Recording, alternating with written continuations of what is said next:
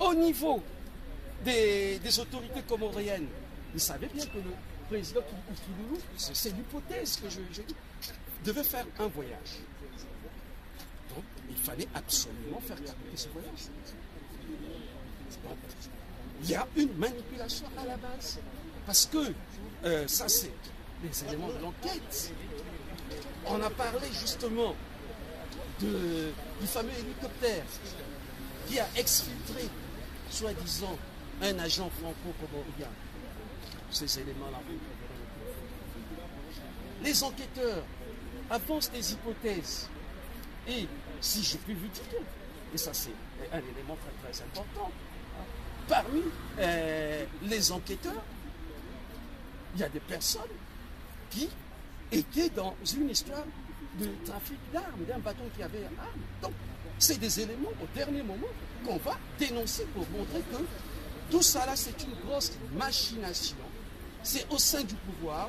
Il y a un problème peut-être de règlement de compte entre eux et que nous ont saisi cet alibi-là pour mettre en prison des personnes qui n'ont rien à voir avec la politique au Comores. Donc vous voulez nous dire aujourd'hui que le dossier est strictement vide.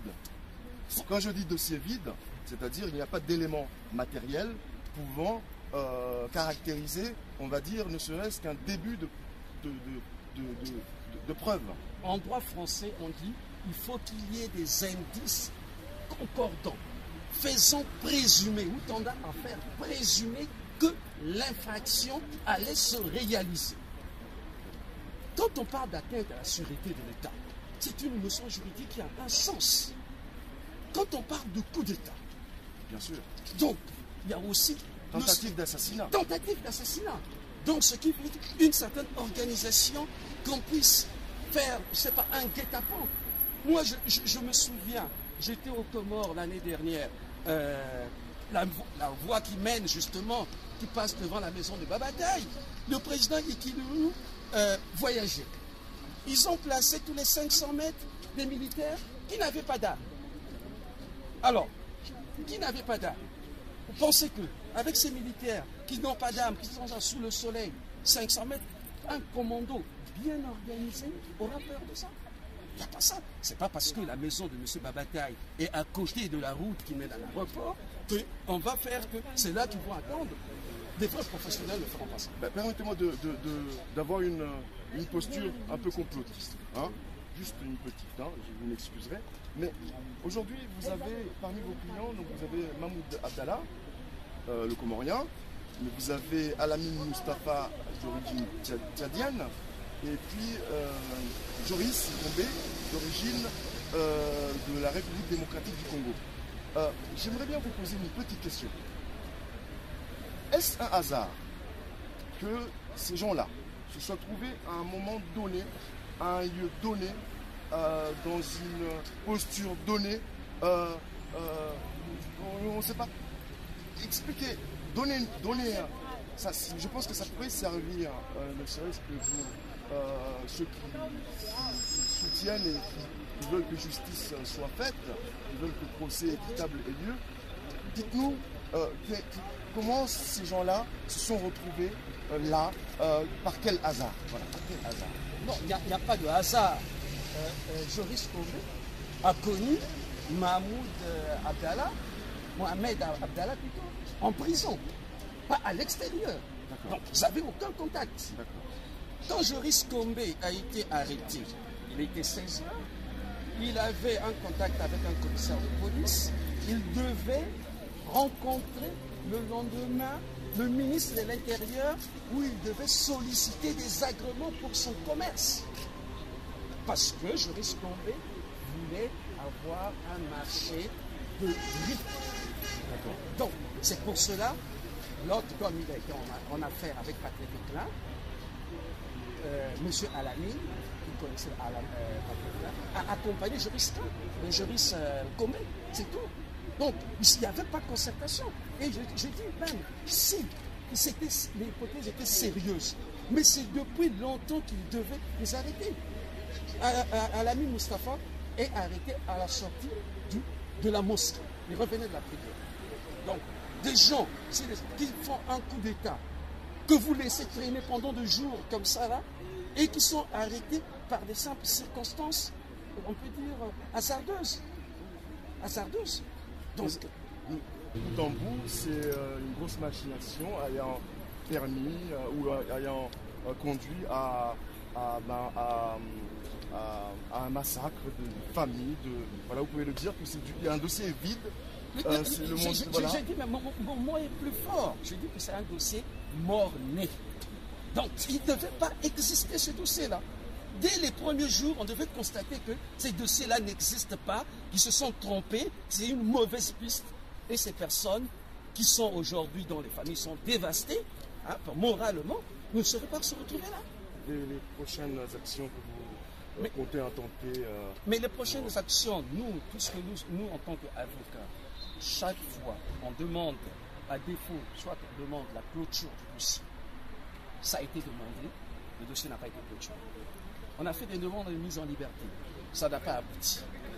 Donc, nous sommes dans une situation où nous ne pouvons rien faire. Nous ne pouvons rien parce qu'il y a la justice comorienne fonctionne mal. Je vais vous dire un élément révélateur. Mon confrère Ati a une altercation avec le juge. Un juge dans une affaire où il s'énerve. Il a été mis au dépôt. Alors qu'un avocat ne peut pas être mis au dépôt tant que l'ordre des avocats n'a pas statué, n'a pas levé une sorte d'immunité. Or, vous voyez, ça c'est ce qu'on fait subir à un avocat.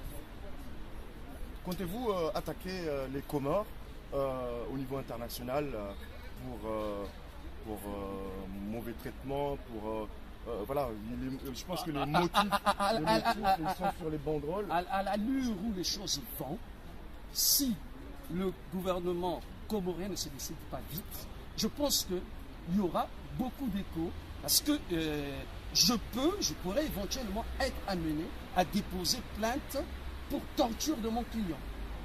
Parce que celui que moi je connais, bon les autres je ne sais pas, je ne suis pas leur dossier, mais Joris Combé a été bel et bien torturé, donc autant mieux.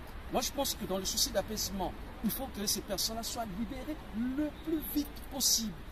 Ils peuvent avoir des garanties en entendant leur procès et rester aux Comores. Cela est possible.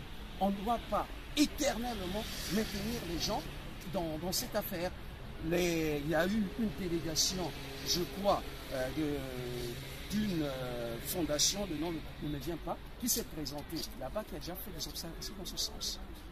Malheureusement, je n'ai pas pu rencontrer la personne, vu nos calendriers qui n'étaient pas, on ne s'était pas ajusté, mais je peux être quand même ici, avec l'aide de mes confrères qui sont sur place, de prendre le relais sur cette affaire, bien évidemment, mais là, suppose, on ne peut pas prendre l'avocat, ne fait des actes qu'avec l'accord de son client. Il faut que je consulte mes clients parce que je les défends, je ne suis pas eux. S'ils ne souhaitent pas maintenant, s'ils jugent que ce n'est pas opportun d'engager une telle action, je ne le ferai pas. Mais s'ils me disent que l'opportunité se présente, eh bien, je le ferai. Parce que ce n'est pas normal. Si l'État comorien veut se construire, il doit respecter les droits de l'homme, il doit respecter les libertés de tous. Là, c'est la détention qui est arbitraire. Alamine s'est retrouvé là-bas parce qu'il a accompagné Joris Combé dans les démarches que Joris Combé devait faire. Alamine ne pouvait pas faire de coup d'État, il s'était rendu là-bas en raison pour accompagner Joris, tout simplement, à la demande d'un de ses amis. Voilà, donc pour lui, pour Alamine, je ne pense pas qu'il ait subi de torture. Il y a eu des simulations, des menaces de mort, oui. Il n'a pas subi de torture. Dernièrement, quand je l'ai vu, bon, la situation s'est légèrement améliorée par rapport à la première fois où je n'étais pas encore pris comme avocat de Alamine, où je n'avais même pas la possibilité de le rencontrer. Je ne rencontrais que Joris Combé.